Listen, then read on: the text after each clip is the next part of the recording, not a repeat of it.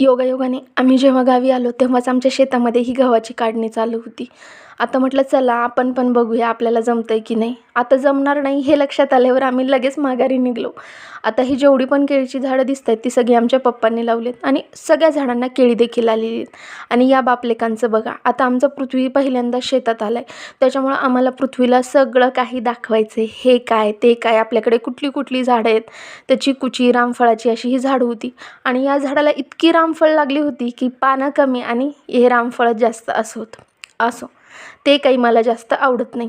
आता या गोठ्यामध्ये गेला तर गाईंना, बछड्यांना सगळ्यांना त्याला हात लावून बघायचा होता, पण घाबरत तर फार होता. बछडाही याला घाबरत होता आणि हाही देखील बछड्याला घाबरत होता. आणि पप्पा आमच्या पृथ्वीला सगळं खांद्यावरती बसवून दाखवत होते की हे काय ते काय.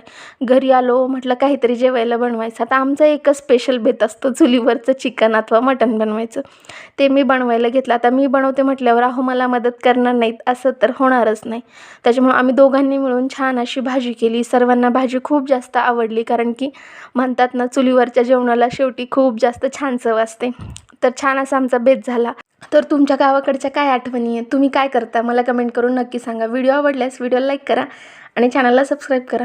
चला भेटूया नेक्स्ट व्लॉगमध्ये. बाय.